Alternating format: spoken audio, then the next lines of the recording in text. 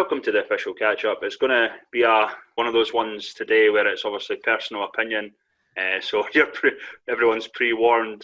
Just before we get into it and we introduce the guys, we obviously want to thank our sponsor, the Soccer Shop Direct. You've probably seen them, anyone that listens in, anyone that's got us on Twitter or Facebook, everywhere, all your sporting needs. They're obviously associated to clubs, obviously a few kit launches and stuff. I think we're actually due a discount code. I'll need to actually ask them about that, but I'm sure we should have a discount code.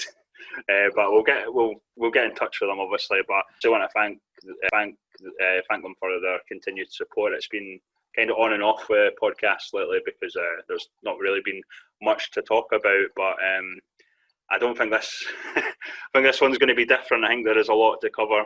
And on that note, obviously, we'll welcome in Derek. How are you doing, Derek? I'm good, mate. How's you? Yeah, good. Obviously, we've got Sean. Good, bit slow to the keypad there, but yeah, good, thanks. And Ben, full squad. Ben, how are we doing? Not bad, son, not bad. And as I mentioned, obviously, it will be one of these ones. Obviously, you guys are associated to clubs, so all our own viewpoints, all our sort of personal opinions, if you will. But let's start with the Let Fans In campaign that we obviously put together, the open letter.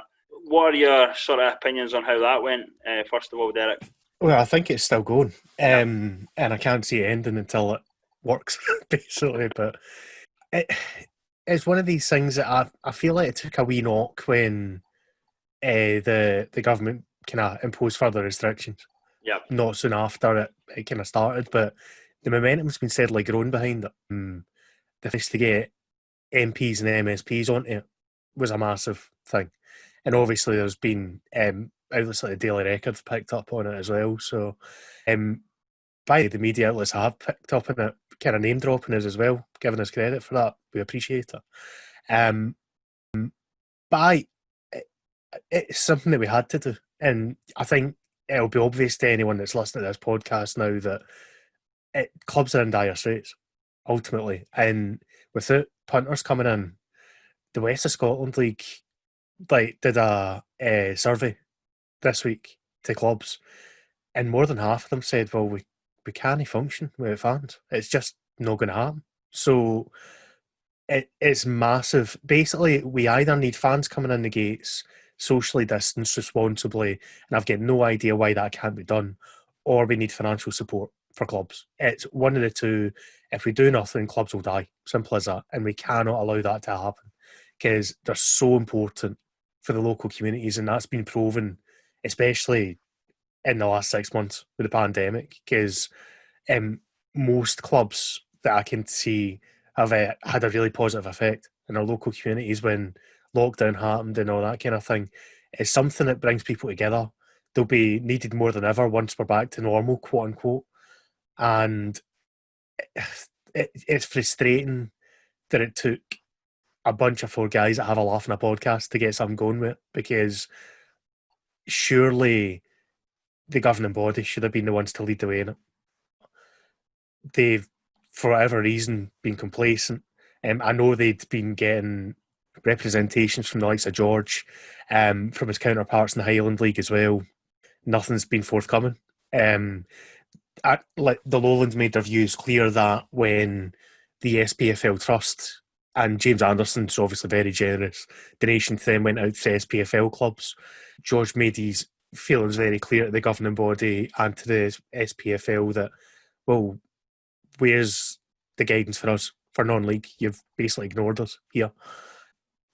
But it's something that's going to keep going and going, and I don't think the government have helped themselves. In this case, I'm talking about the Scottish government, because obviously the initial roadmap told us if we got to stage 4, that's when fans could come back. But since then, and since all the changes and kind of going here and there with restrictions, they've not laid it out in black and white, the reasoning and what we need to do to get to that point. And I think that would quell all debate in...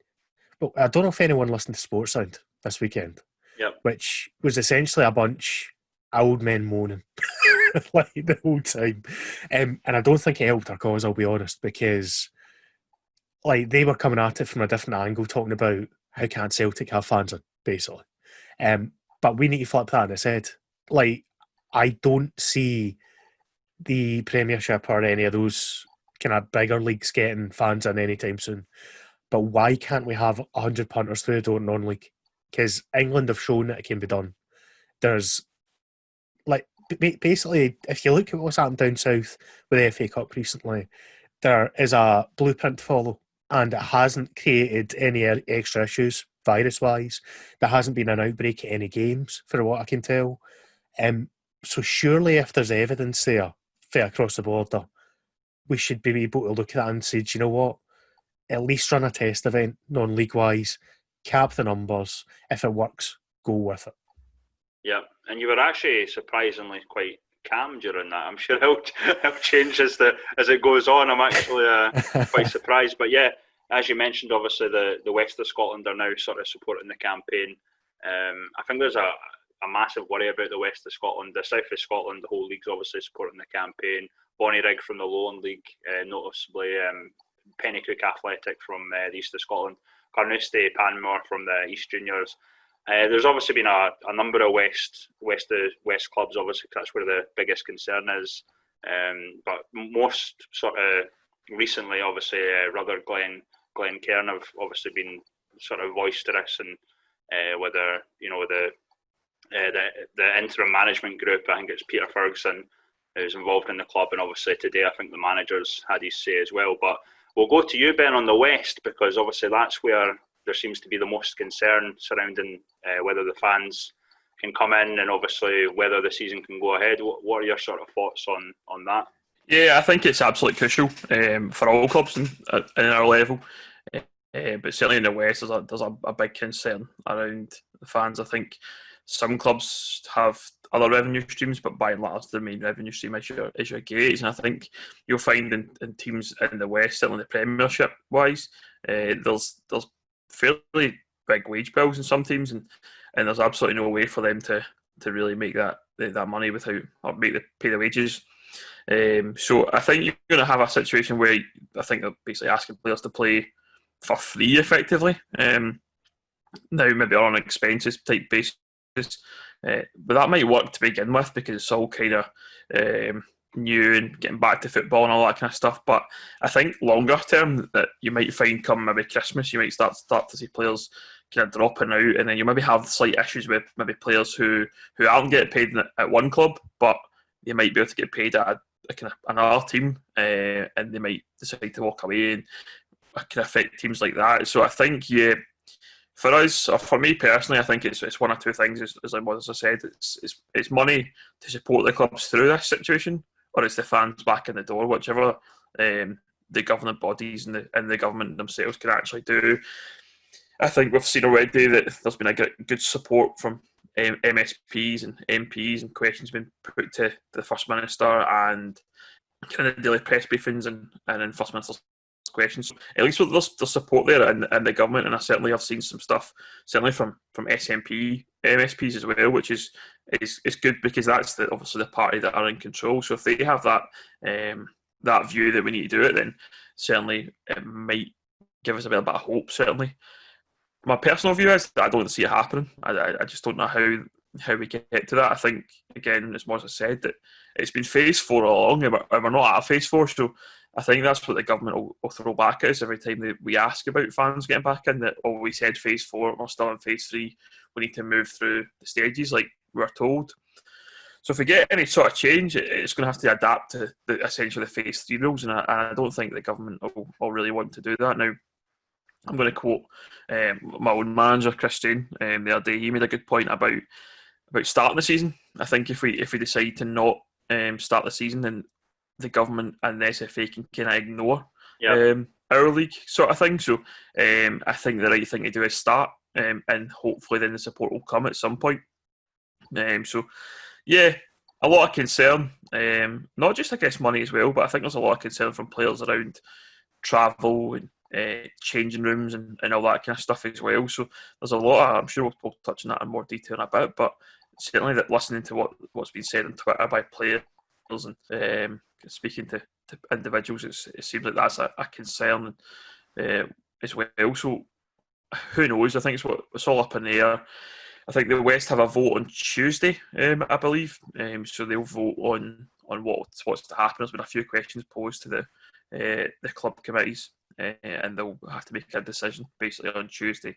And I think we'll probably get that by the end of the week, sort of thing. But I think the government are due to kind of discuss the restrictions on Monday. I think it's the 5th, I believe. Yeah. So we might see a bit of hope out of that. Depends obviously how things are going, the numbers wise, and with coronavirus, it doesn't look great, does it? It's still going kind of up the way rather than down the way. So, yeah, wee bit concerned. Certainly for the clubs, I think we'll be struggling to see clubs survive. I think that'll be the thing. I think you might be able to start, but will the club survive? And I guess I've said it from the beginning. And I think I would be I wouldn't be surprised rather if the season doesn't finish as well once we may get to January, February, March, and if we're still none the wiser with fans. Yeah, and obviously we'll sort of break it down a wee bit sort of further into the podcast. You obviously mentioned, Derek, about I believe that too, obviously with the new restrictions. I think you mentioned on Monday there that there's probably going to be I think the government are calling it a circuit breaker sort of lockdown restriction. Mm-hmm. I think the other thing obviously was East Stirlingshire. They had one positive case of COVID of an individual. The whole club was locked down. We obviously sort of lobbied our campaign to try and understand the rules in regards to that. Obviously, it did get reversed. I think it was a muck-up or whatever from the track and trace team. But what are your thoughts on that, Sean, in terms of what happened with East Stirlingshire and the? I think like most that's happening just now, it's just frustration because we'd seen teams get hit. I mean, the Shire one was one guy that had been tested, and we've seen teams elsewhere that have had numerous players and they've still gone on to play, and the whole team's not had to self-isolate. I think it was just frustration, same as everything around this COVID and everything for not letting fans into when we started the season.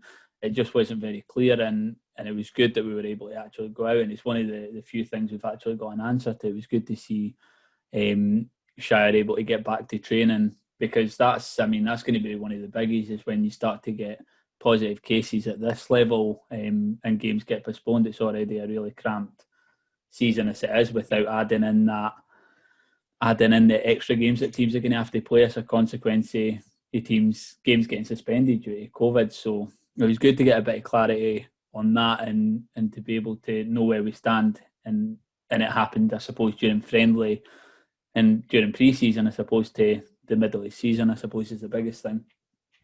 Yep. So we're probably at a stage where we'll properly get into this now. We'll start with the player concerns. Obviously, there's sort of mixed views between players. I don't think there's any middle ground really. I've seen players obviously, totally for playing it.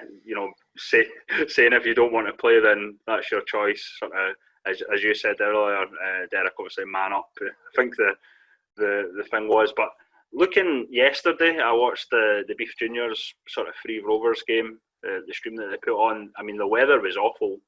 Is there a lot of concern for players' health and safety, really, considering the sort of conditions that they might have to play in? Obviously, out with COVID. There has to be. As you were saying there's kind of two camps that players seem to fit in now. Either the man up, play, these are the rules, just get on with it, or can we not just have changing rooms type. Obviously, we can't have showers for whatever reason in the rules. I'm assuming it's a distancing thing. But the issue is, if you've got a team playing away in torrential rain like we've had this weekend, and say it's an away game a couple hours away, and they're also asking players to travel separately just now as well.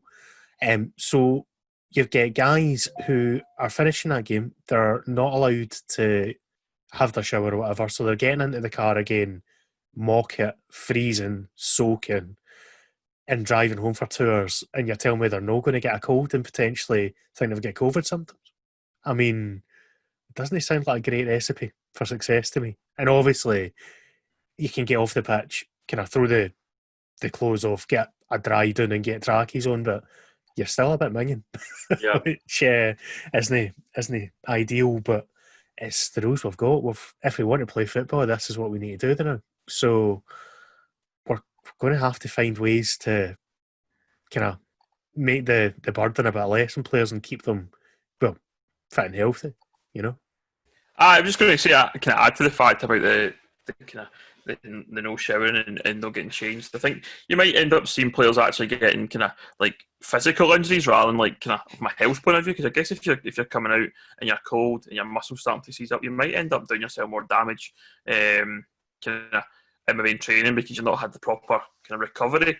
And I think the other thing is about the travel. I mean, I didn't realise this at all that teams couldn't travel separately together and had to all separately. The thing for me is, how does that work then? Can you only pick players in that can drive? I mean, I think I was speaking to a team the other day, and I think they had 4 players who couldn't come to a game because they couldn't drive.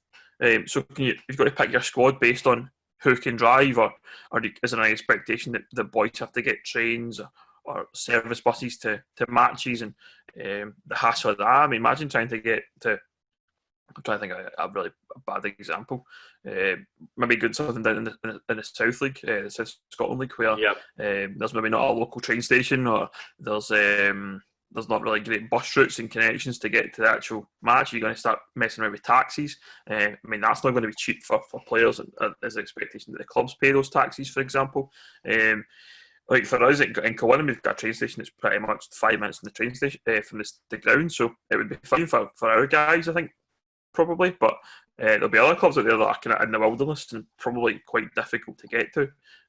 Certainly, if for example you had a West team playing an East team in the Cup or something like that, there's not going to be a real proper way to do it. I think you probably could get buses. I don't see the objection if you can get on a service bus, a mega bus or whatever. You can with masks and sitting in separately, then you should be able to get a bus to a match. I don't see why that's an issue, but it seems to be the rules in it. That's what they're telling us, that you've got to travel separately, you've got to travel in your kit. So I mean, it's a weird one. If you've got one positive case and the boys have been in a team coach together, every team's going to have to do an East Stirling when there's a positive case. That's the flip side of it. But are they going to make us do that anyway? If it's track and trace, because no team at our level is going to be paying for testing. So exactly, either people are going to find out by doing their own tests, like away for the track and trace, or if they do it through track and trace, whole clubs are going to get shut down for 10 days. Shire were shut down. So it's a kind of try to find the balance, and it's pretty tough. On the taxi note, I don't know I can't really speak on how safe it is to get into a taxi, but assuming it would probably be safer with a teammate you trust, where there've been, say to a taxi driver that could have had anyone in the car, you know what I mean? I think you're kind of pushing. For me, this looks like it's sort of set up to fail, really, because as soon as the clubs or the players start sort of going on about welfare and that's when the Scottish Government can say, look, or the SFA can say, look, we'll shut you down then, if you're that concerned about it. But it was a point made by St Cuthbert's manager Jordan Williamson. I think it's an excellent point. Not all players can drive, and like you said, they have to sort of decide who can play in terms of who can drive and stuff. And I think it's to ask a part-time player to sort of pay money towards get taxis and trains, and I think it's no good. It really isn't great, to be honest.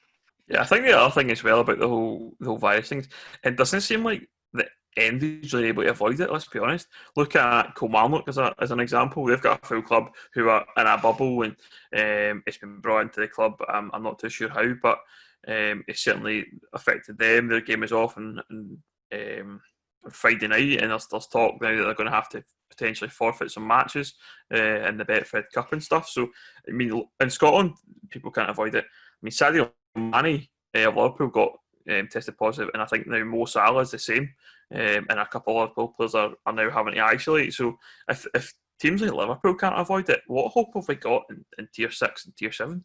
And obviously Tier 5 as well. Don't forget the good old Lowland League chaps.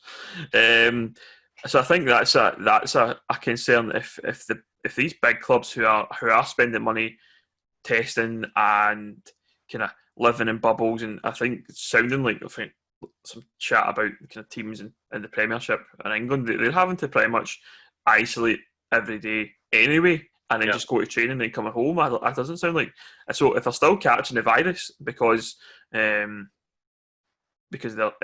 these bubbles and things like that, I think it's going to be a difficult one. And as Sean mentioned about games getting cancelled and stuff like that because of COVID. We've just seen it yesterday. There was 4 games off because somebody tested positive or a team tested positive for COVID. So you're not going to have much room for scope. Certainly, like in the West, a lot many teams have got floodlights, for example. So being able to play matches at night is going to be a challenge.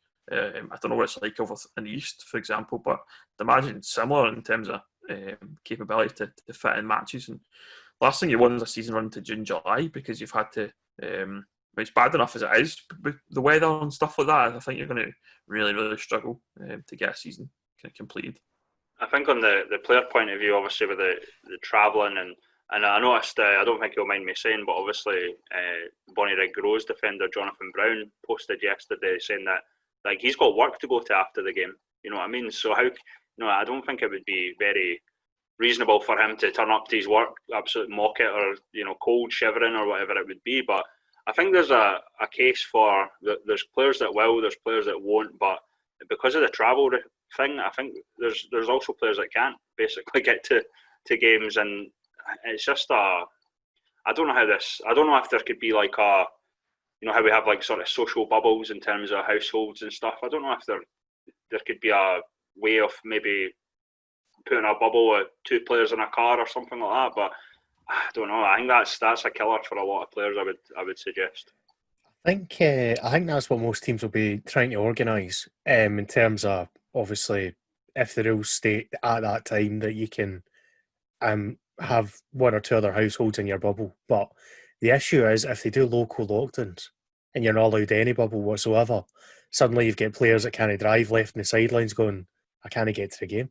It's a really tough situation, but nothing about where we are right now is going to be easy, and it's not going to be simple. Like, we're going to have issues crop up during the season. I'll tell you, anyone listening right now, if you think this is complex now, wait till a month in. I guarantee you other things will get thrown at us. But it's a miracle at this point that we've got a season potentially starting this weekend. And I think it's testament to, anyone behind the leagues themselves, especially. We know the Lowlands definitely starting. The West might be delayed. We'll wait and see there. The East, again, we're waiting for clarity. The South have said that they'll play, so we know that much. But the worry I've got is, and I mentioned this to you guys during the week, we'll get to next weekend. I think there'll be at least 1 game postponed of the new fixtures, the proper league fixtures. And every single week after that, there's going to be games off. And it just gets to the point, as Ben says, with fixture congestion, that there's going to be so many games to try and fit in again. Even if they get rearranged, you don't know if one of those teams will suddenly be locked in again. It's going to be really, really tough to get a full campaign played without a vaccine coming along at kind of New Year time. And even then, if we get vaccinated in New Year, are we asking guys to play 2 games a week for the rest of the year? Like, it's going to be a really, really tough campaign for all of us. Well, we're actually doing that anyway, really, Mozza. With the 2 games a week, pretty much. It's pretty much Saturday, Tuesday, Wednesday, or whatever. So yeah, it's a massive ask. It is a massive ask. It's on players as well as clubs and everyone else. I suspect the SPFL have kind of given a heads up to what will happen with it, in that they've gone and cancelled the Challenge Cup. Yeah. And I suspect that's exactly what will happen at all levels. It'll be cup competitions, it'll be sacrificed, even if they get started, just to ease the load, so to speak. I was going to say a point in the vaccine you mentioned there, Muzza. Even I think if we get a vaccine, I think that'll still take a lot of time to. I mean, how are you going to manage to vaccine millions of people in a short space of time till we get to a point where football is safe to play? I think football players aren't going to be kind of high up the list of priority in terms of who gets a vaccine. So even that, I think you're still going to be a case of struggling. I think for me, you've got to give us a chance. to play. I think that's the key point. Let's get the fans in, give us the opportunity to prove ourselves, and if we can't do it, then tough shit, we're locked down again. I mean, back to no fans. I mean, that's how I feel about it. Let us get the opportunity to prove ourselves, and then we can take from there. That's certainly my view, and I think it's probably a view shared by a lot of people, to be honest. But it doesn't seem like that's even up for debate. I think listen to what kind of the experts and politicians are saying.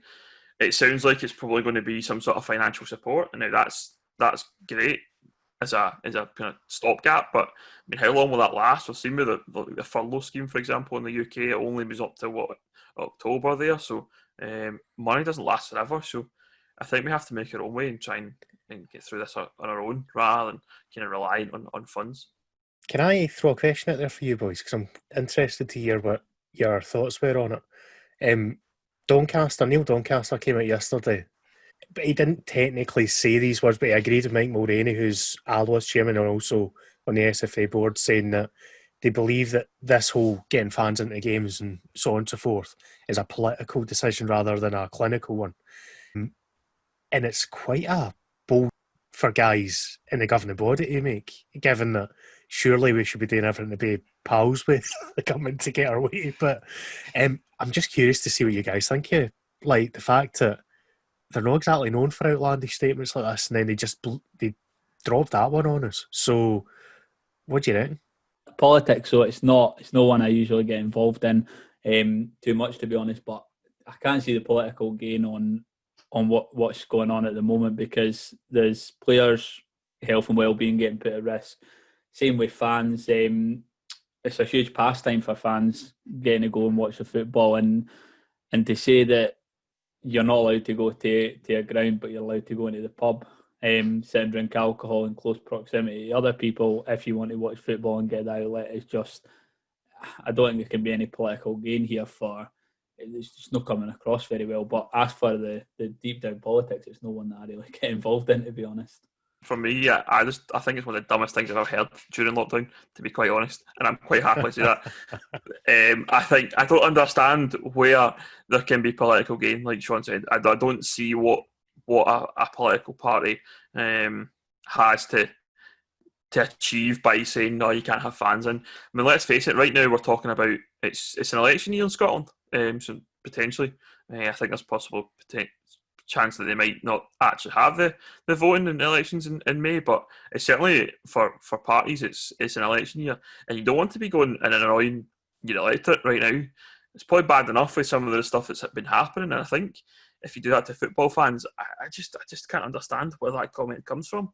I called out a few people on Twitter last night about it, when no one was really able to kind of back it up either, and I just think what political motivation would you have to say, nah, see all the 200,000 football fans that go to games in tier 6 or tier 5 or tier 7 or even tier 4 of football?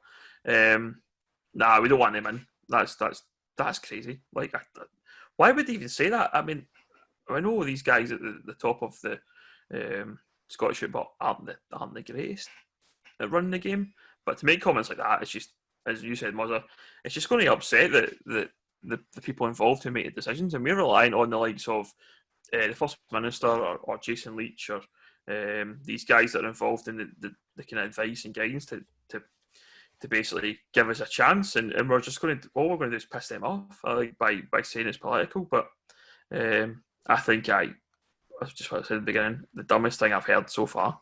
I don't understand where that comes from. But yeah, it's a weird one.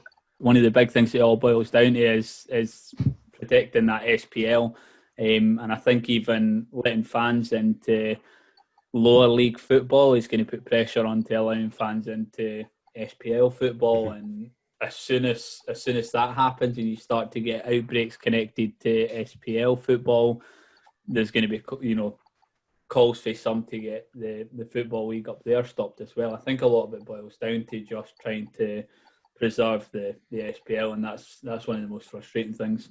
Yeah, I actually quite agree with that, Sean, because I think it's a case of, like, I believe Jason Leach had said basically in a reply to that, you can't have it all, and we can't open everything, but it just, like at the moment, the most of the concerns that I've seen are basically like, well, fans will flock to pubs, and my reasoning on that is, well, they can do that anyway.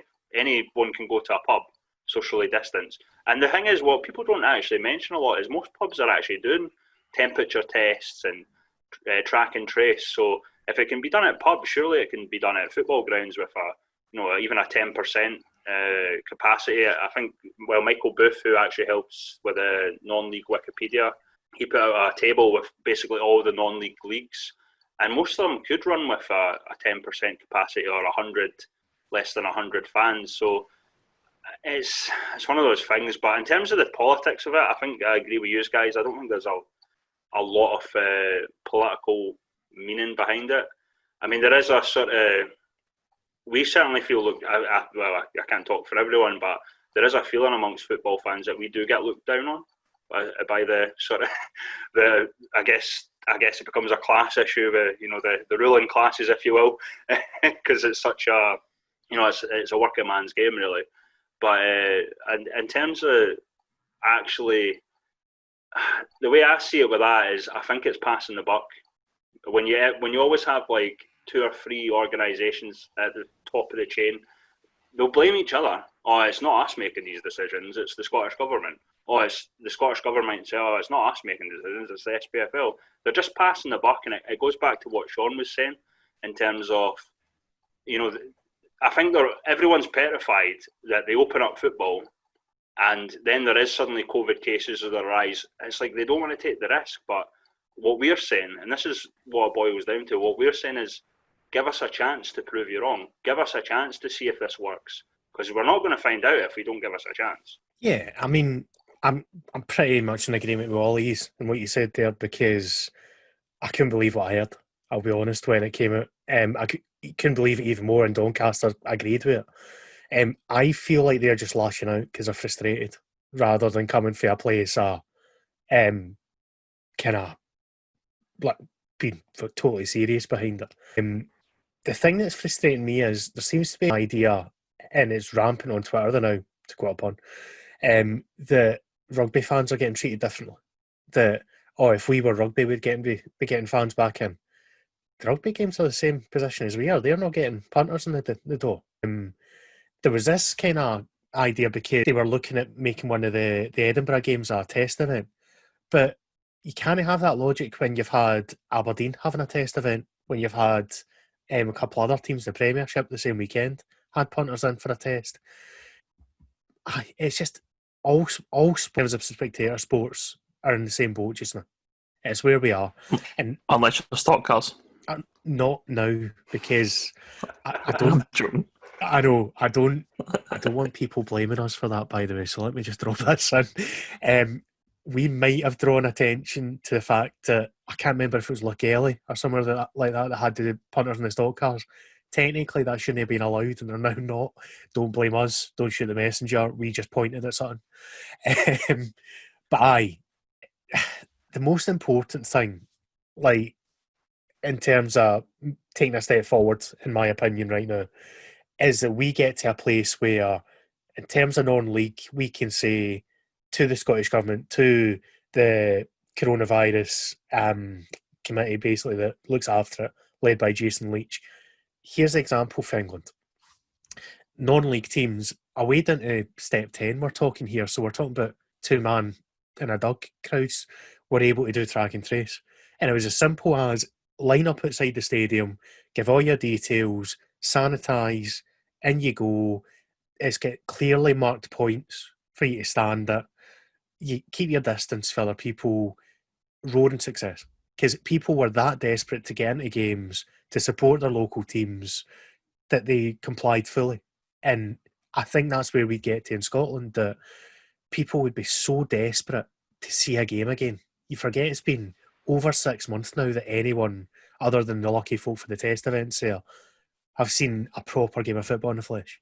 And people will do anything at this point to get in and be able to see their team, their local team again. So if we can get to an understanding where, say there's a couple of test events, or even 50 folk or 100 folk at Tier 5, Tier 6, Tier 7, and do that successfully. That's what we need to be able to step forward and say, right, now's the time to get fans in non-league and we can go for there.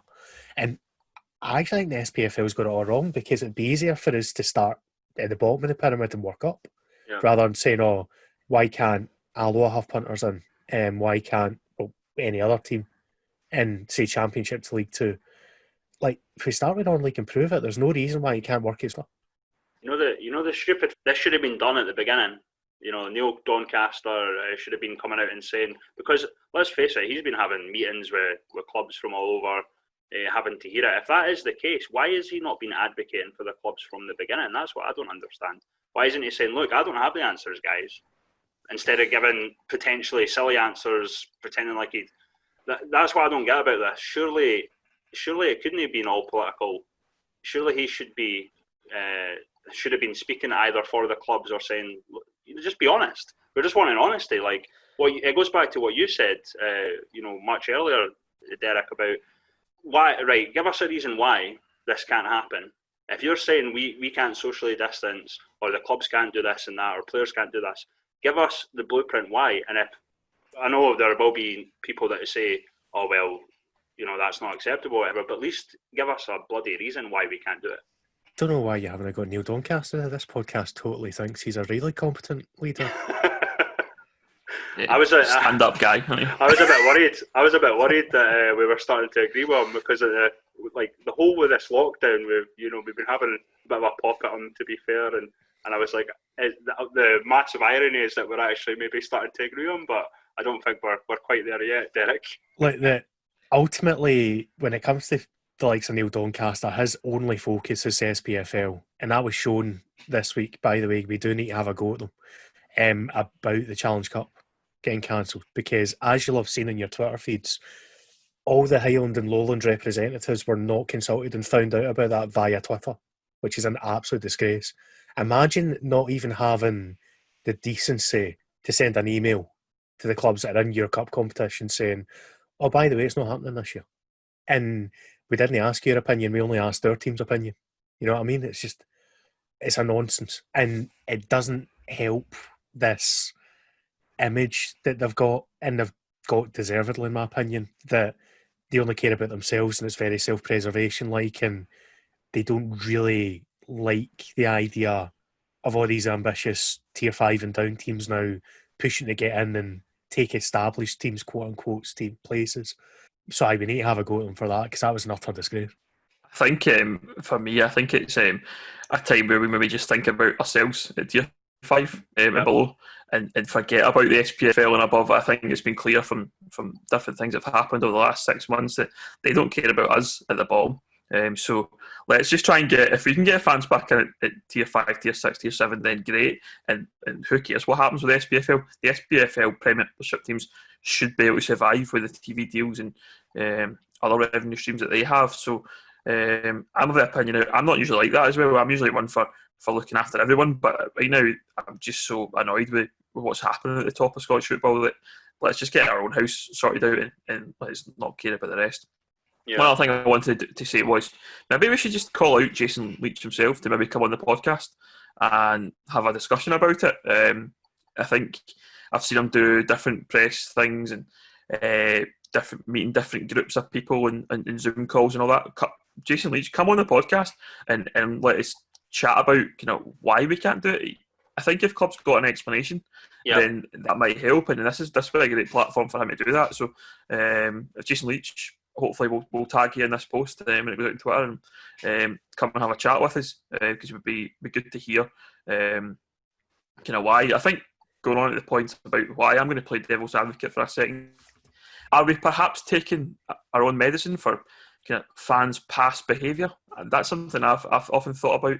I think it's been clear over the last 20, 30 years in Scottish football that fans have had their moments in terms of sectarianism, behaviour in stadiums like pitch invasions and breaking seats and toilets and things like that in grounds, pyrotechnics, fireworks, smoke bombs, all that kind of stuff.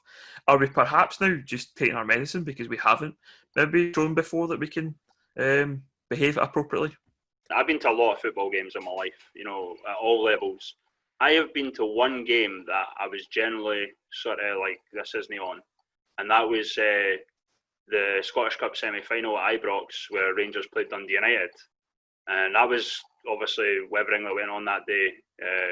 Fans ripping up seats and probably potentially Celtic fans in with the Dundee United lot and all that sort of stuff. That is one example, but apart from that, like, I don't think it's a massive. I might be wrong. You guys might have other examples, but is there been a lot of games that folk have actually been properly out of order, like uncontrollable? I don't think so. Not in my opinion. But again, I guess I'm a football fan, but that's the one game that comes to mind where I was thinking, oh God, this is like the way folk are behaving is no great or whatever. But that's the problem. The perception of football fans, though we talked about it earlier, that we're all yobs and this, that, and the next. It's just, I don't think it's true, especially in non-league. Maybe I think actually there is probably another wee example. The Kelty Auchinleck Scottish Cup game, I would say, was probably a wee bit heated between the fans and stuff like that. But there was nothing. There was no fighting or anything like that going on. It was obviously just maybe back and forth for the singing and all this sort of stuff. But we're no yobs. I don't believe that for a second. No, of course we're not. But if you've got a socially distant crowd, you're not going to get that same level of heatedness. You're just not going to get that kind of heavy atmosphere.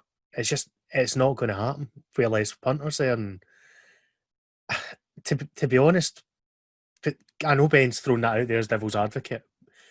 That might be the way that the powers that be are looking at it in terms of your Rangers, your Celtic, or the bigger sides, worried that, well, what happens if we have an Old Firm game and we're letting some punters in, but that's where I think if we do band together as non-league, say tier 5 and below, we've got an advantage because there's no history of like massive issues at our level, obviously because there's less people going on to games and such. Like, are there incidents? Of course there are incidents. The same as every sport, there's always something.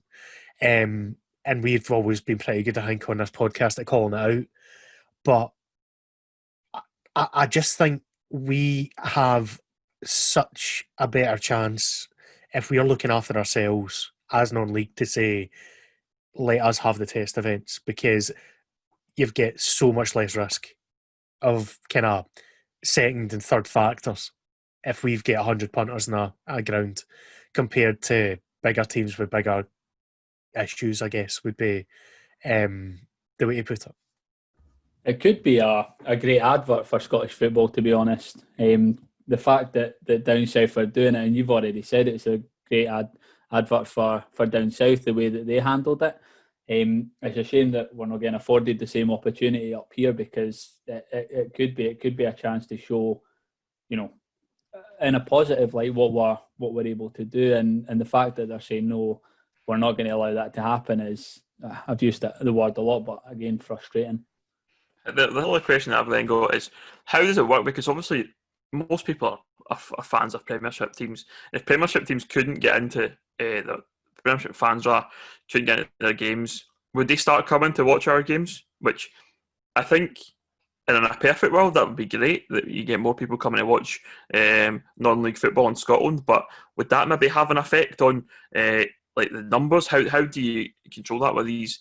Would you limit it to like season tickets or things like that? Because I think that would be maybe a concern, that you maybe all of a sudden a team who has 100 fans that come every week religiously all of a sudden pick up an extra 100 fans because they can't go and watch, say, Kilmarnock or St Mirren or Hamilton or something like that, and they go and watch the local side, which would be, as I say, great for the clubs in terms of revenue and growing the game and a fan base. But I think that would be a concern as well. I'm not trying to put a dampener on things, but I think we're all too quick to kind of jump in and say, oh, but we can do it.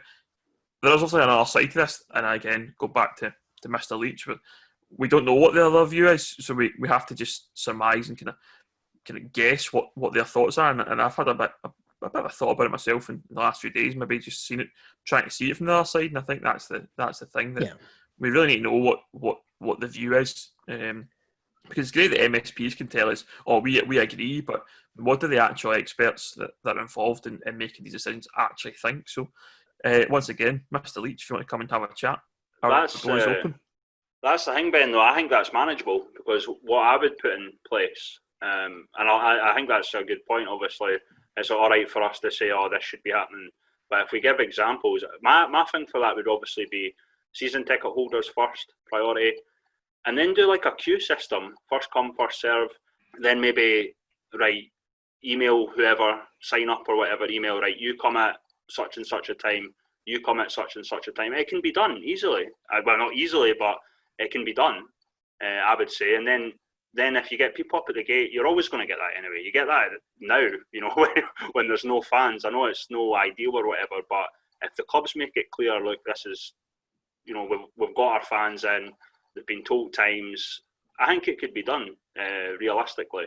How it's done, you know, I would do it either through like a website or signing up to something saying you're going to be at a game if you can. Just like basically if you were to go to an SPFL game, you bought your tickets basically online, you know, or noted your interest or whatever. Everything online makes things easier, and I think that could be done, right? You come to the gate at, you know, 12:30 or something, blah, blah, blah. That's how I would do it. But it is a good point. It is a good point, Ben, how, you know, the logistics, everything, and it's obviously a thing, if it was to come to pass, that clubs would have to think about. I think a lot of clubs down south were using Eventbrite, which basically, for anyone who doesn't know what it is a website where you can sell tickets to any event, anyone can do it, and it gives you a QR code, and if you've got an app on your phone, you scan it, and if it says, aye, this is legit, you get in. And while they take a cut, it's still better getting some money than no money. So you sell your tickets on there in advance. If you've not got a ticket, don't turn up. And that way you can cap numbers, and it seemed to be pretty successful. But Ben's right. Like, there's no point in us saying, oh, we should be able to do this because X, Y, and Z. We need to put a robust plan together and take that to, say, Jason Leach, for example, and say, look, this is what we want. This is what we're going to do. This is why we think it'll work. What do you think? Without that, he's not going to approve anything, because it's all well and good somebody saying, right, can we get fans back? You know, go, right, so have you considered X, Y, Z, this risk, that risk, what are you going to do about it, how are you going to run it? You need to actually do the groundwork. It's the same as planning a business. You need to do the groundwork and then go and get approval for it. So just on that, I think you might have an issue. So obviously most clubs at our level are run by volunteers, let's be honest. A mixture of people involved in clubs. There's people maybe who are kind of more old school and maybe don't understand a lot of things. So I think for me, I would like to see perhaps the league bringing in some people, again, volunteers maybe who are in clubs, because I know there's people out there in clubs that are talented individuals with things like IT and health and safety and all that kind of thing. Bring them in and try and run it for all the clubs, rather than kind of relying on a team who maybe don't have the people in their committee to actually implement that kind of stuff. If you can implement it for as a one platform type thing, you can then do it and scale it out to everyone else and have those people. I mean, I personally, my day job is in risk management and things like that. So I'm happily would get involved in helping all the other clubs that are involved in our league to run things. I mean, I've been involved in live streaming. Mosley, you're the same with live streams within BSC. That I'm happily help any club within the West who wanted to help on things like that, because they maybe don't understand it, or they don't have the equipment, or don't know what equipment to buy. So I think that's maybe a good approach, that people who have the skills and the knowledge band together and try and set these things up for the entire league, rather than relying on individuals, because there'll be clubs that'll be able to do it better than others. So get those skilled individuals involved, and let's sit around the table and just work out a plan for everyone, rather than just trying to work out a plan for each individual club, because then it'll become a point of dog eat dog, and everyone was trying to survive. Whereas if we can do it all together, we've got the best chance of looking after the league itself. I think I mentioned ice hockey quite a bit when I'm on this, and that's how the league works in the British Elite League. Ice hockey, they work as a unit. They don't work as clubs competing against each other. They work for the benefit of the league, and I think that would be a good approach for in these times. I'm all for battles on the pitch, but right now I think we need to look after each other within our level, and that'd be a good way to do it. So perhaps it needs a few bodies just to bang heads together and have a discussion and see how maybe we can come up with a plan, and then put that plan to these people that are at the top that make decisions. The Let Fans In campaign showed what can be achieved when we work together, basically, and I think that's a good point, because there is a lot of sort of arguments and divisive sort of opinions between everyone at the moment, which is, even between players. So it's difficult, but if we, like you say, if we all came together, it could work. But I think you're right, Derek. I think we do need a plan put in place. Like, this is how exactly we would do it, using the sort of template of English non-league, I would suggest. But let's sort of move on with fans. What are your sort of concerns surrounding the sort of fans' perspective of this, Sean? For me, it just boils down to we spoke about before, but the health of fans. It's a huge outlet for them to go to get to watch a game of football, and the fact that the door's being closed on that, it's something that I think needs addressed sooner rather than later, because I think we're able to act in a sensible way. We just need to be given the opportunity to do so. But I don't know, for me, that's the biggest thing. We spoke obviously about clubs, it's the financial aspect. Hopefully we see those funds going out soon. For players, there's a few things to address there. The main thing for fans, it's just getting them through the gate to be able to enjoy the football as it's intended to be enjoyed, because I think that for a lot of people, that's a big part of the week. That's what they look forward to. It's the Saturdays, going out, watching some football, and I say as daft as it sounds, getting some fresh air, to be honest. And I think it's having a bigger impact than a lot of people would think, shutting the door to fans. Obviously, with no fans coming in, ourselves at BSC Glasgow are kind of thinking of what to do to get the games out. And we've decided to live stream our games on Twitch, on my Twitch channel. So we've basically made the judgment call that we're going to put the games out for free and put a donation link there. So if anyone wants to donate to the club, they can do. Because we didn't think it would be worthwhile charging for it, basically. It probably makes more sense for us as a club to just get the games out there for folk to see them. But it's obviously been a hell of a lot of work for us behind the scenes to try and get it all set up. So that's obviously going to be on a Saturday for anyone that kind of wants to come in and watch, starting this weekend against Albite. But obviously, if anyone has got any questions on live streaming, given that I do it every week, I do it 3 times a week generally on Twitch. So I've got a decent understanding of the platform, if that's the way you want to go, or YouTube is the other one. Chris has obviously got a fair bit of experience on YouTube as well. But please do reach out to us, and we have had people already get in touch with us asking for kind of a wee bit of advice and opinions and so on. I'm not going to call myself an expert because everyone's still got stuff to learn, but I've been doing it for a couple of years now.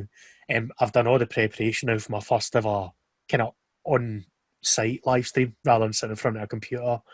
If that goes well, I'll be in a much better position to help other people as well. So fingers crossed for this weekend, and we'll see how it goes. But kind of touching on what Sean was saying there, more about the general fan side of things, I think I'm probably quite representative of a lot of people that go to games, because I work Monday to Friday, and the minute I've been working from home for 6 months plus, so I've not seen any colleagues of mine. On a Sunday, I tend to kind of chill out. That's my rest day. So Saturday's my outlet. Football is my outlet to go out, to have a laugh, to meet people, and maybe go to the pub for a pint. And no having it has been murder for 6 months, absolute murder. And it's no wonder that we're seeing so many mental health issues coming through recently in the pandemic, because a lot of people, it's going to sound a wee bit kind of like I'm making assumptions here, but I think on the whole, a lot of guys especially struggle to talk openly about mental health and such. Like, football is an outlet for them to feel better about life. And even if your team loses, you still get the buzz of going to a game, get a chat, all that kind of thing. And one thing I don't think a lot of people are considering is how the benefits it could have of letting people back into games at our level, just in terms of like mental health's not often included in the health and safety aspect, I don't think. Not enough anyway. And it's something we shouldn't be scared to talk about because as I say, I think a lot of people are in the same boat as me, that's their outline. Without that, it's a really tough existence for a lot of folk, let's be honest. Like, you just need to go on Twitter to see people struggling every day, you know. It's and the work of people like back inside that we've got a good relationship with Libby, who's been on the podcast before. There's loads of organisations out there doing great work, but anything we can do to help is surely got to be a net positive. And that's one thing that I'd appeal to anyone that's thinking about potentially coming up with a plan to get fans back in. Consider the benefits. Don't just consider what we're going to do to mitigate the risks. Yeah, that's a great point, Moz. I think we're probably quite focused on the business and the money involved in survival of the clubs. But yeah, there's that flip side of the fans where there's an absolute kind of community spirit around kind of teams at our level, and I think, as you say, it can be very, very important, not just to the fans but to players as well. You probably find there's players out there that they're in the same boat where football is their release and it takes you away from the kind of mundane, as you say, the Monday to Friday and stuff like that. So I think, yeah, it's a great point you've made there in terms of health and well-being. It's very, very important. I know kind of the grassroots level in the youth football, that has been something that's been pushed quite hard from a lot of coaches and the people involved in that to get that back so soon. They got me obviously came back in July time roughly it was, so that was important to kids to get them out, get them active and all that kind of stuff. So yeah, I think you're absolutely right about the health and well-being and the mental aspects of having football back. Yep, and just to call you out, Derek, if I can, I wouldn't say you are representative of fans really. I mean, because you support BSC. Let's face it. Oh, here we go. The hell a Beath fan that pretended he was a Kelty fan.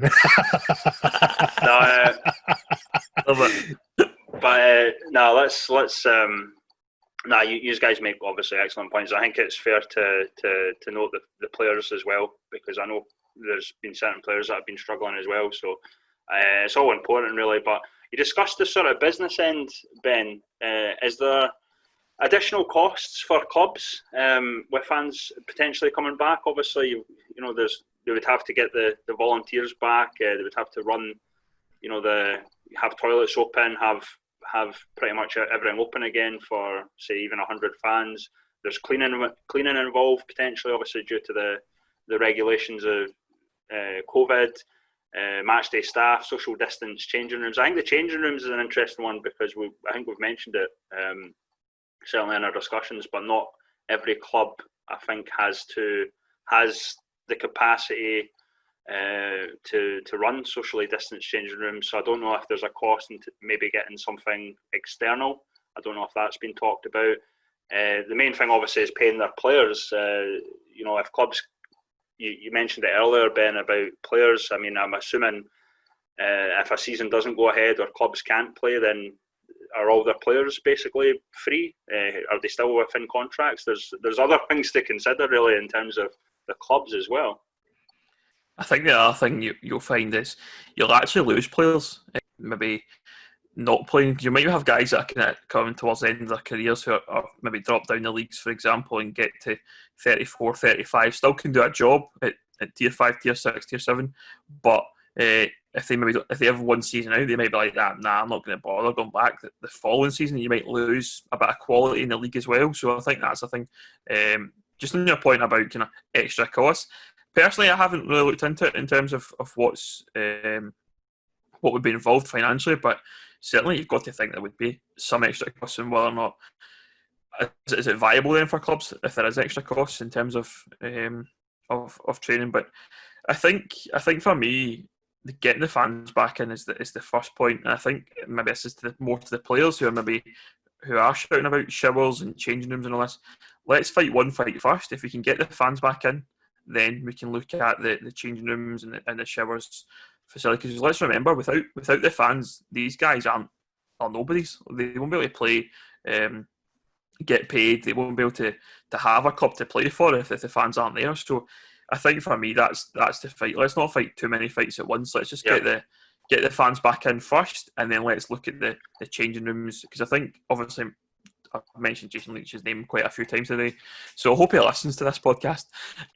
He made a point about, you said earlier, Chris, about you can't have it all. So I think that's maybe if they're looking at it like that from his perspective, I think that's something we need to think about at our level. Is let's get the fans back in first, but we can't have all. So maybe let's just wait a wee bit and we'll get the changing rooms back at a later date, because I think it's really important to get the fans first. And then let's sort out the other things at a later date, because, as I say, these guys won't be able to play if they don't have any fans, because clubs won't be able to survive. It's simple as that. Yeah, it's on that note, it's really hard for us, I think, to basically, I guess, prioritise. And I don't want anyone to think listening in that we're sort of putting fans over the health and safety of players, but it is a really great point you made there, Ben. But it is a concern for us. I mean, I think we do a decent job of representing non-league, and obviously the players are a massive factor. It's them that put on the game, them that play. But I don't want anyone listening in thinking that we're basically prioritising fans over the health and well-being of the players, and I just hope that's not the case, really. Do you know what it boils down to? I think what we need, see when it was the early stages of the virus post-lockdown, and we had that roadmap with the stages, I think we need that again for football in terms of, if these markers are hit, this will be allowed. Then further on, if these further markers are hit, then we'll allow, say, changing rooms or something that lays it out in black and white, so that you don't have this kind of muddy waters where clubs are going, well, what's the logic, what's happening, where are we? See if they, even if it was something that was seen as unattainable, like, say, for example, changing rooms, they said, right, you're not getting that unless the virus numbers are way down and there are numbers below 0.5, for example. We're nowhere near that. But if teams knew that's what they needed, they'd say, well, we'll wait until we get to that point because we've got certainty there. And you can't be fully certain with the virus. It's always changing. But a little thing like that would go a long way, I think, just in terms of almost showing clubs the respect to say, look, we're going to treat you like adults and say, this is what's going to happen when this happens, rather than just telling you as and when we decide, if that makes sense. I think that would go a long way to making a big difference, and especially in terms of the attitude of people in charge of clubs and all that kind of thing. Yeah. And just to sort of wrap up, let's end with a sort of government stance. Obviously, we've mentioned that the rate, I think it's the R rating. Obviously, that's a bit of a concern because there's a number of COVID cases rising. I know Michael Booth posted something. I never actually posted it out, but there is the way Germany's running it in non-league is the fact that they're doing it by population. If certain areas via population or the number of cases, that's how they're running it in terms of letting fans in. I think that would be a good model. If it would work, there's a lot of things to consider, but I think it goes back to the fact that we really need a plan. But I think the government probably are concerned if they let football in, or they let fans in back to football, and then it all goes awry, if you will, then they could potentially be blamed. And I think that's the concern for everyone higher up. Obviously, they don't want to be blamed for anything. But again, there's examples in English non-league, as you mentioned, Derek, that it can work. It can work without potential spread into the virus if we're sensible about it. Something I've got in my notes, I think we will touch on, is the conversation about promotion and relegation. Do we want to discuss that? No. Are we going to open that can of worms here? It's on my list. That's the only reason. I mean, if you don't want it, it's fine. But we can put a bottom line under it just now if you like, because I got feedback on it. So if anyone's wondering, basically there's been rumours going about. Colin McMenamin tweeted them out as well. That League Two were trying to avoid relegation again this coming season. Given that they're only playing a 27-game season, they were trying to say, oh, it's not a full season, therefore no relegation. We've been assured by the highest possible authority that that's not the case. So as long as it stays that way, we're fine. Don't believe the rumours for now. If something is awry, we'll hear about it, don't worry. And we'll hear about it for the relevant channels. That's all I'll say. Asterisk, yet. Not the case yet. Indeed, yet is the right word. But as of now, no worries. And if anything is awry, keep an eye on George Fraser's Twitter. Yeah, brilliant. I was just going to say, I mean, I just found that those tweets, I feel like, where would they come from? Why would that, I mean, I know it's rumour, but, I mean, there must be some discussion somewhere that behind the scenes or between clubs or something that's came from, because there's no way that Collins made that up on his own. You know what I mean? There's something to be said somewhere, do you know what I mean? So I think that's a concern to watch out for, that this could be coming in the tracks and at some point. And it's probably for the best that it's came out now and been rubbished, because Aye, exactly, aye. I reckon there's one or two certain clubs in League Two that are cacking it about relegation regardless, and this has tried to give them a wee outlet to maybe we could avoid it another year. It's not happening. There's definitely an undercurrent, but there always is, to be fair. There was, towards the end of last season, the whole time of during lockdown and stuff like that. It's just, I'm just sick of the negativity, to be honest. I've made a post on my Twitter, obviously, that I'm glad that football is back, and obviously on that note, we'll get into actual competitive games to discuss. Obviously, starting out Kelty versus St Johnstone in the Betfred Cup. Are you looking forward to that one, John?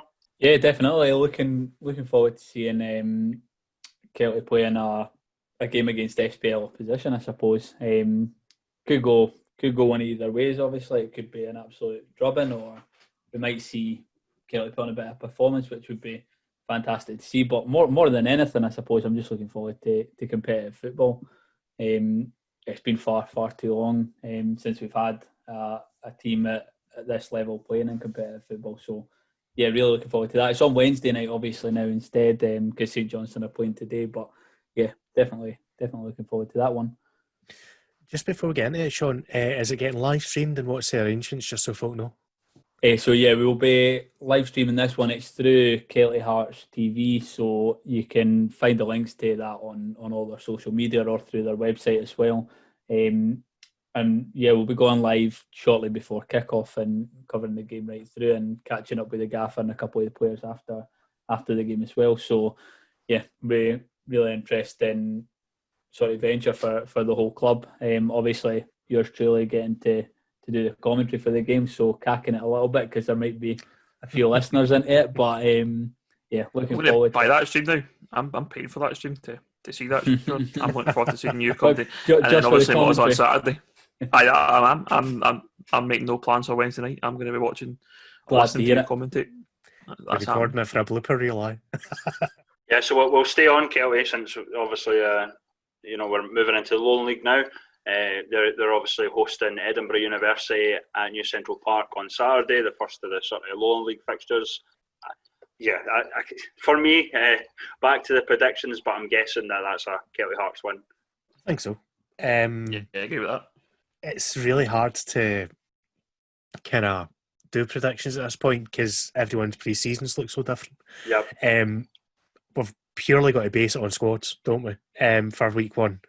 And I think Kelty's get a better squad on paper. Probably helps them the fact that they're playing St Johnstone midweek as well to get another game in the legs before they get running. A competitive game rather than a friendly. And I can't see any other result than Kelty win now. Yeah, agreed. For myself, I think no many teams have obviously taken points off of Kelty in the last couple of seasons, but Edinburgh Uni are a team that came to New Central Park, albeit a couple of seasons ago, and went away with a point. Kelty have obviously got those games either side as well against St Johnstone and Dundee United, which are going to be tough games for the boys to play in. So I think Edinburgh have picked the right time to come to New Central Park, I think, but you can't really see anybody going away with 3 points apart from Kelty, I think. Moving on, obviously we'll stick to another uni team. University of Stirling are hosting East Kilbride. University of Stirling actually beat East Kilbride the last sort of competitive game they played. Obviously, a kind of famous victory, if you will, at K Park last season. Obviously, I'm quite for University of Stirling. I got on with Chris Geddes and the guys there, but it'd be tough with a sort of new look East Kilbride, the quality they brought in. I don't know I don't know how many surprises there'll be, but that would be one that I would suggest there might be a surprise if there's going to be. I would say, because we've seen how sort of good University of Stirling can play against the sort of top teams, and there's always seems to be uni teams, much to the chagrin of opposition fans, always picking up results against the so-called bigger teams. But I think looking at the squads, obviously the strength, you would expect probably East Kilbride to win that one. Yeah, this one I'm really looking forward to seeing. East Kilbride have obviously been touted as title contenders for the season after a bit of a ropey year last year. They've made some cracking signings, and we're going to see now whether they've had time to gel and whether they can actually put it all together on the pitch, because with some of the other teams that are in the Lowland League, they're going to have to hit the ground running for the get-go. And like you say, it's definitely a potential banana skin playing against Stirling Uni. Yeah, I still think East Kilbride will win this one. And the reason I say that, if anything, I think the current situation's probably hurt the uni sides more than others. Because obviously they'd maybe want fresh blood coming in with freshers and so on into the unis, into the team. It's been a lot harder to bring in boys to trials and such like for the uni side of things. Don't begrudge Chris or Dorian the hardships they're going through at all and doing their day-to-day management. But as we know, Chris always has his team set up really well, really organised. They play good football as well. So it's not out with the realms of possibility to see them get something here, but I just think with the circumstances the way they are, East Kilbride have got everything in their favour. It's probably a good time for Stirling to actually get East Kilbride, because who knows, East Kilbride maybe take a wee bit of time to gel and maybe come in cold to the game on Saturday. True, yeah. So you might, if you maybe got them end October, November, you maybe by that point they may be up and running, got a bit of form. So I think it'll be an interesting game, and definitely one to watch, because I think there's that little kind of caveat that there's potentially a wee bit of a slow start for East Kilbride. Berwick Rangers will be hosting Relegation at Shielfield Park. I'm actually been quite impressed with Berwick Rangers. I think they've had quite a few decent tests against like the SPFL teams. Lewis Allen looks like a fantastic signing. He's been scoring goals. Jordan Sinclair, obviously, that we know from Edinburgh City. I would suggest that Berwick might be I think they'll do better than they did last season, but they could be in the sort of bracket of teams that can push. I think Vale Leaven have improved. I've seen some of their results. Obviously, the one at the weekend there wasn't great in terms of getting beat by Leaf Athletic, but I think both teams have improved, but I would probably still go with the home win for Berwick there. I think that's fair. Berwick have kind of gone under the radar, I think, with a lot of the moves they've made. Obviously, we've been full of praise for what they've been doing off the pitch recently, but I think on the pitch they're looking a much better side than people realise. To the point we'd maybe need to say they're dark horses, because I don't think anyone's touting them to challenge, but would it be really that surprising if they got in a good run? It's... I reckon Berwick will win this reasonably handily, to be honest. And that's no slight against Vale Leaven. I just think folk don't realise the decent business Berwick have done over the kind of 6 month off period. Yeah, I'm not quite there in touting them to be at the top of the table yet, but with you and Tomsey, I wouldn't be surprised if I saw them up there. I still got to pick them for this game. Vale Leaven last season, they struggled to score goals. Like Chris alluded to there, they've been knocking them away during pre-season. If they can find the back of the net a little bit more, they could find themselves a wee bit away from the drop early on. But yeah, you've got to back Berwick for this one, I think. I think just for me, Berwick, I think Monsey made a point about them doing well off the park. I think for me, I don't really know a great deal about the Lowland League at the moment, and I think Berwick are one of the teams that I've noticed quite a bit, certainly off the park. So I think maybe you might find that might just kind of reap its rewards on the park, where they've maybe done well in the recruitment and maybe just may have a good chance. As I say, good potential there in terms of club. I think I agree with Sean though, maybe a little bit too soon for Berwick, but I think next year or two. Definitely be watch out for them. Boness United's first game in the Lowland League on Saturday against Cumbernauld Colts.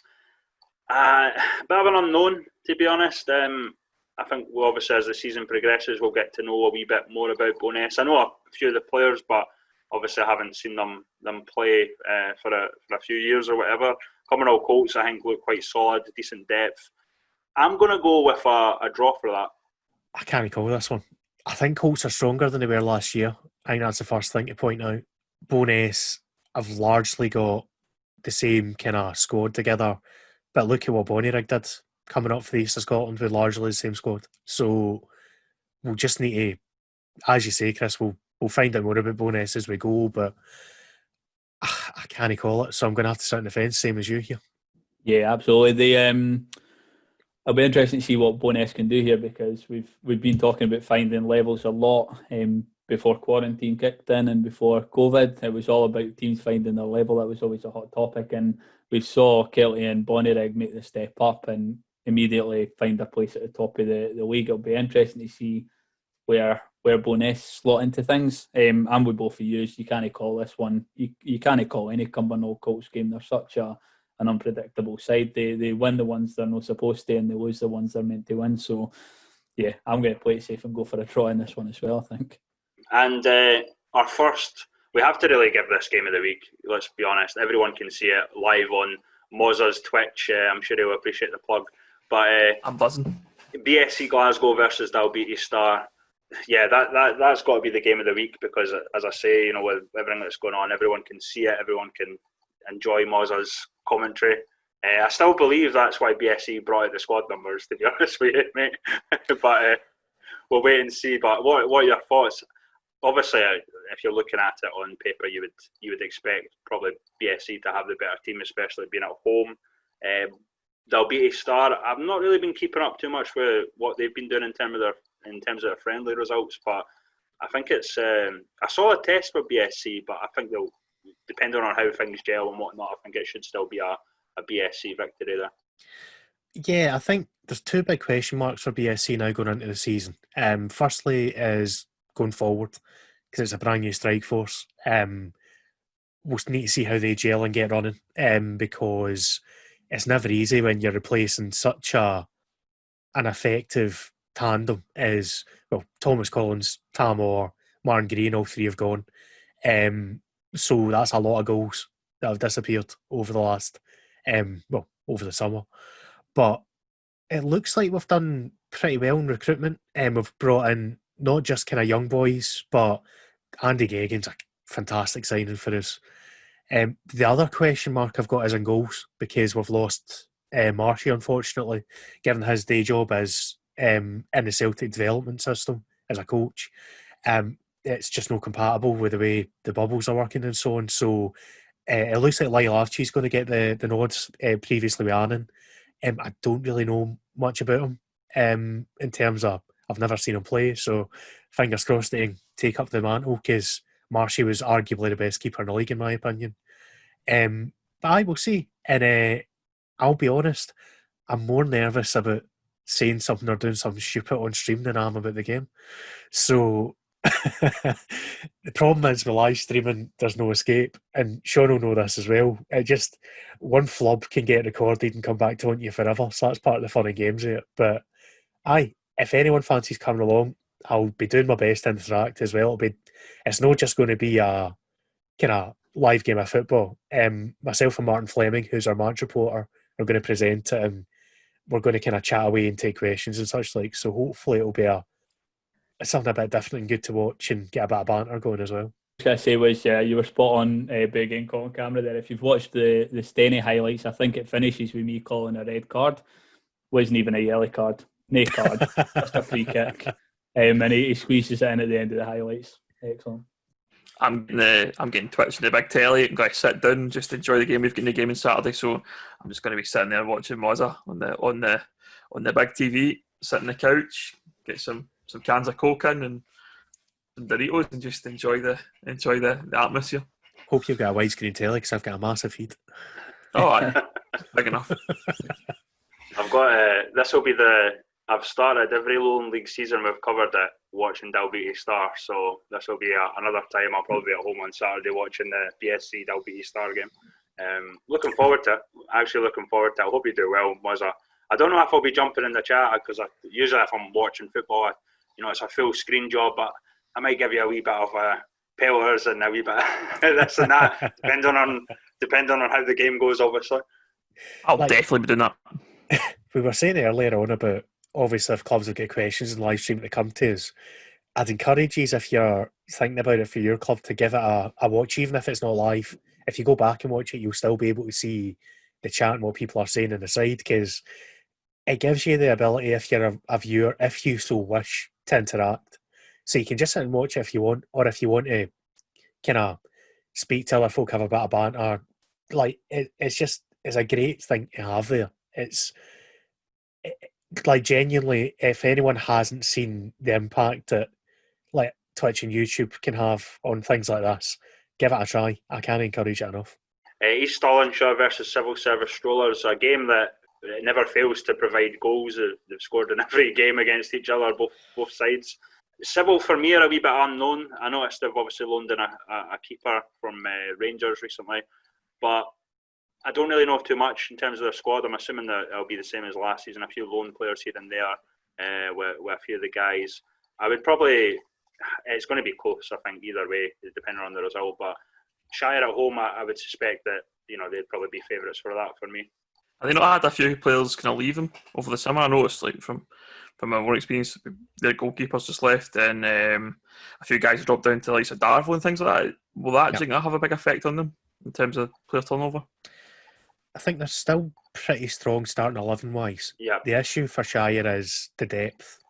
I think you're right, they've lost a few bodies, but they've still got a very decent team there. I think Nicky Lowe's our main man. He's like a great player at this level. If he keeps them ticking, doesn't matter who he's setting up, he's still setting them up 3 or 4 chances a game. So it depends what effect this kind of 10-day period's had on Shire, I think.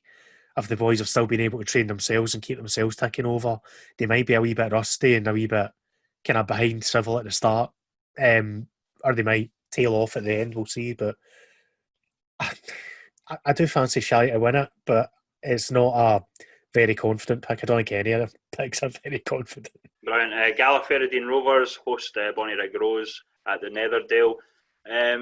I think for me, I've mentioned it. I think Bonnyrigg Rose are still as strong as they were, even probably more so from last season.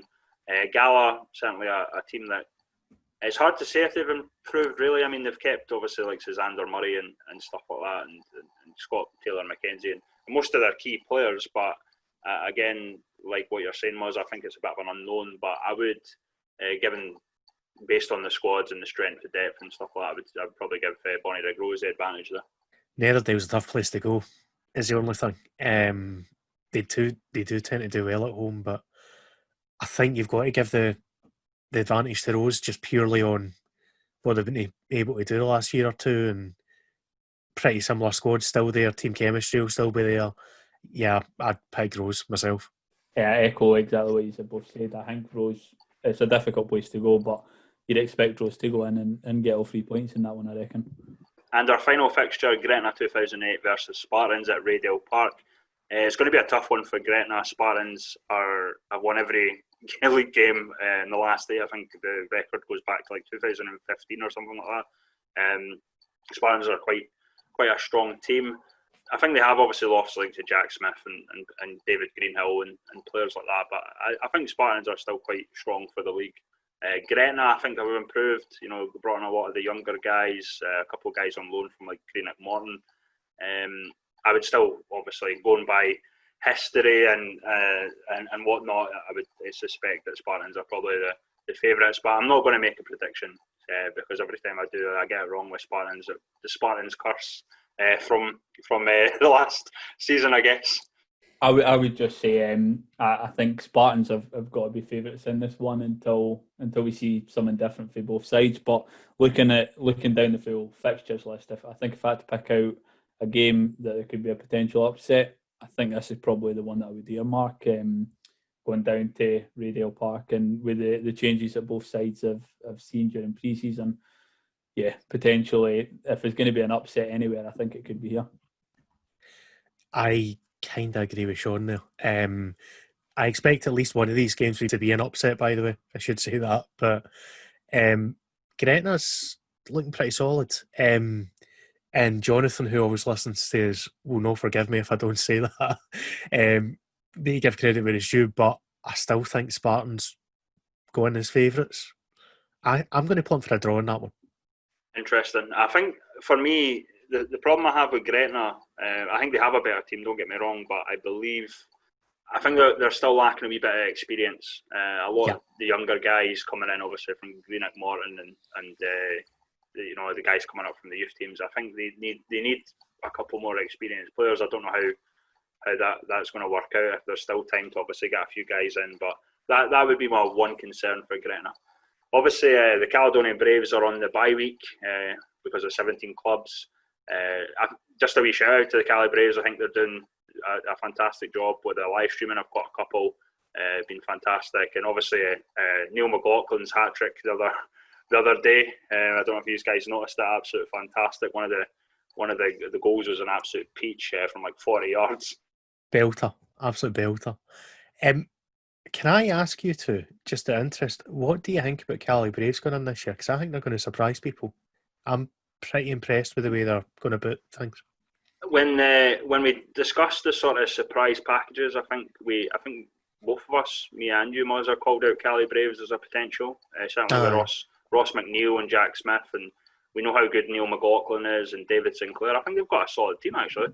I think they could potentially surprise a few. They've had a few decent results, obviously, against East Fife. The same score as BSC. I noticed the East Fife fans were saying it's BSC all over again and whatnot, but I really like the look of Caledonian Braves this season, to be honest with you. No, absolutely. I think last season they obviously finished mid-table, and I think they were a far better side than mid-table. So obviously it's a very strong league, but the improvements that they've made on the team that they had last season, I think you could be right. It could be I suppose we're calling it a surprise package, but we can't really call it a surprise package when we're all calling it a surprise package. But yeah, certainly mid-table last season, and they were better than where they finished, and I think they've only got better this season. So yeah, 100%. I think their issue last year was centre back, wasn't it? Like they were just leaking too many goals. Ultimately, it looks like they've sorted it. So you're not going to get many better strike forces in the league than what they've got right there. Midfield are very strong as well, so I quite fancy them to do well. There's very few games I'm going to pick against them, put it that way. You're not picking against them this week. One thing I will say about them is it goes back to what we used to say about the old Edisport. They have to be consistent. They can't. Yeah. If they want to be one of the top teams, they have to. Well, firstly, they have to actually get results against the bigger teams. I know they obviously beat East Kilbride last season, but they need to start picking up against the Kelties, the Borryriggs, the Stirlingshires, all these sort of teams, BSC. If they can do that, then they'll be in a good place. But they also have to be consistent against, the lower sides, if you will. That's the main thing that Cali Braves need. They need consistency, because we praised them for picking up really decent results last season, but always seemed like when we thought they had a bit of momentum, it would just fall flat again. So that's the thing with the Caledonian Braves. But I think we went on long enough. We're obviously excited with the fact that we've got football back, and I don't know how long this podcast is going to be on for. I think this is probably going to be the longest podcast that we've ever done by the looks of it. A lot of talking points, obviously, and whatever else. But I'm glad to be back. Hopefully, it's football chat from here until everyone's back. Hopefully, and we'll we'll obviously finish up here with plugs. We'll obviously let you plug the game on Saturday. I think you already have a few Mozza, but where can people find you, and obviously yourself on Twitch? Well, just before I do that, because Ben has left us now, at Mr. Ben Grant on Twitter is where you'll find him. He's just nipped off right at the death. But for myself, it's at Mozza Plays on Twitter. If you go on my Twitter, you'll find all sorts of links all through the week for this BSC stream. Just try to spread the word. But if you're looking for the actual address, it's twitch.tv/Mozza Plays. It'll be on.